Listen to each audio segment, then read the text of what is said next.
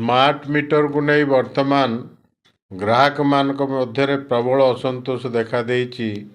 विभिन्न स्थान रे अभियोग मान आसुछि जे स्मार्ट मीटर लागिला परे आपणकर बिजुली बिल अधिक आसुछि, पूर्व मीटर तुलना रे अधिक आसुछि एवं ये स्मार्ट मीटर द्वारा ग्राहक हंतसंत होउछन्ति, ग्राहक शोषण करा जाउछि एवं कहा स्वार्थ रे ये स्मार्ट मीटर लगा जाउछि। आमे आ पर एक अनुसंधानात्मक खबर संग्रह करुथुलु एवं स्मार्ट मीटर विषय आम आपको जनइबू। ये स्मार्ट मीटर होउछि एभली एक मीटर जो थे आपणकर बाईपास करा जाई परिबो नाही। बिजुली की बाईपास करिकी मीटर को विभिन्न उपाय असद उपाय जो ग्राहक माने करुथिले बिजुली चोरी ताहाकू रोका जाई परिबो। स्मार्ट मीटर रे आपण प्रतिदिन बिजुली केते खर्च होउछि आपण चाहिले रीडिंग नहीं पारिबे। एथिरे एक सिम व्यवहार करा जाउछि जो सिम आपणकर मोबाइल रे पड़िथिबा सिम भली एवं यह प्रीपेड सिस्टम जहाकू सरकार आगामी दिन में लागू करने को जाउछंती। यह जदि लागू हुए ताले आपण आगे जो भली मोबाइल रिचार्ज करुछंती प्रीपेड सिस्टम रे सेही भली विद्युत रिचार्ज करने को पड़िबो।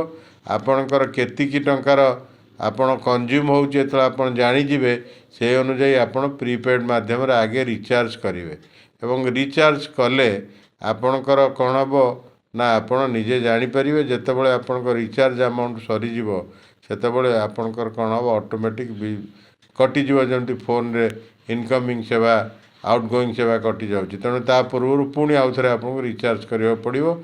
टीवी रे जेमति आपण रिचार्ज करछंती, मोबाइल रे जेमति आपण रिचार्ज करछंती तेणु से भली आपण रिचार्ज करिवे।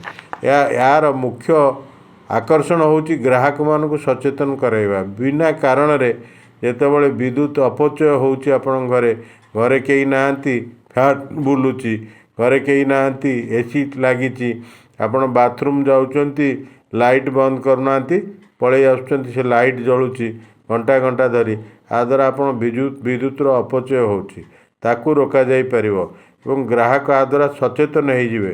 ये जो मिसयूज होउछि इलेक्ट्रिसिटी रो ता मध्य कमी जिवो। या एक भलो आर इम्पैक्ट रोथुवा बेले वर्तमान आरंभ समय या विरोध करा जाउछि।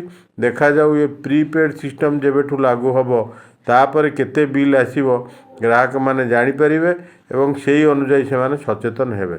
निश्चित भाव में आपण ये वीडियोटी देख सारा पर आपणकर कमेंट निश्चय आमको जनइबे। जदि भल लगी था सब्सक्राइब शेयर और लाइक करने को भूलिए नहीं। रोची नमस्कार।